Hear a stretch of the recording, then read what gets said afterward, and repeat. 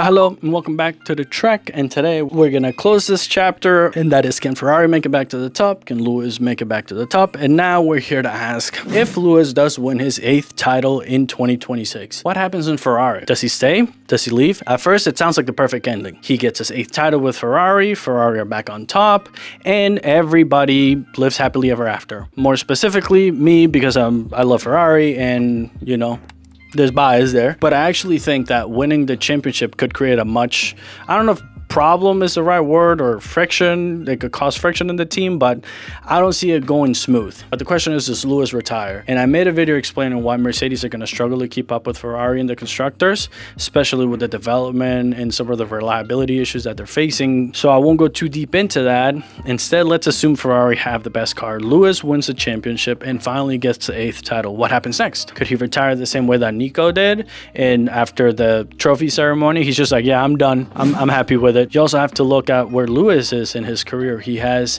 a neck injury that he suffered a few years ago. We don't know to what extent that's affecting him now. During this time, there were some pictures circling around the internet of Lewis with a piece of tape on the back of his neck. And for the longest time, people didn't know what it was. And it wasn't until I think a few weeks ago that he mentioned that he had a crash at the preseason testing of, I think it was 24, 25. But one of the discs on his spine essentially slipped, and he had to have corrective surgery for it. And I can't imagine those things are, you know, the sort of thing you just bounce back.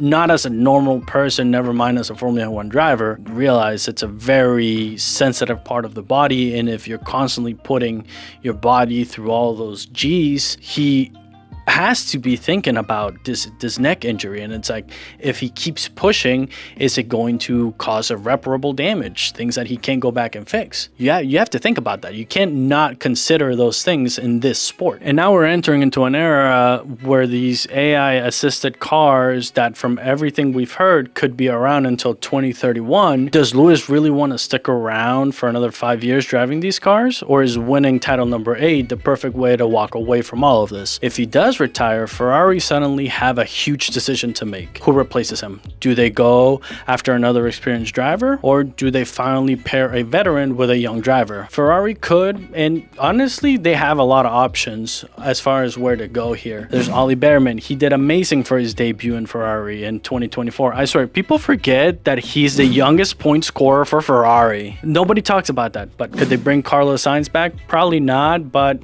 you never know. He's having a pretty shit time at Williams, and if the opportunity just so happens to present itself, you know, is it a possibility? You could consider it. And then there's Max Verstappen. A bit far-fetched, but I don't see this not being at least a possibility. If Ferrari has the best car and Lewis retires after winning his 8th title, Ferrari suddenly become one of the most attractive seats on the grid. And it's becoming clear that Max leaving Red Bull isn't really a matter of if, and it's more of a when question. In where he goes, what happens to Charles? Because how does all this affect Charles once Lewis leaves, if he leaves? Because if he leaves, Ferrari need to decide if they bring in a vet or they commit to a younger driver with Charles. The last time Ferrari promoted a young driver to a full-time drive was Charles himself. And even then, he still did a few seasons in Alfa Romeo before he got the Ferrari promotion. At some point, Ferrari has to show that their driver academy actually works. Because up until now, we haven't really seen much from their academy. They've invested a lot of money into Charles and time, and he still hasn't had that car to fight for the championship over an entire season. We've seen moments of greatness from Ferrari and Charles, but half the time they were cheating. So it's like, come on, figure it out, dude. Like, Charles is a bit like, he just re-signed with you guys. Give him something. But in my opinion, bringing another vet is almost like a slap in the face to Charles.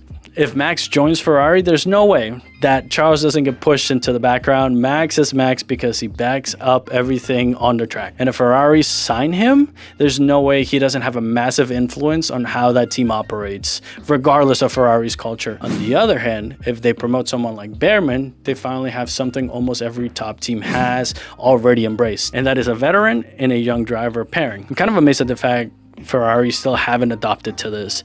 But this goes to show how that part of the culture needs to change. Otherwise, they'll never get back to where they were. In every sport, we're seeing the younger talent be better and better and better. And how teams choose to cultivate those athletes is what creates the Lewis Hamiltons and the Max Verstappens.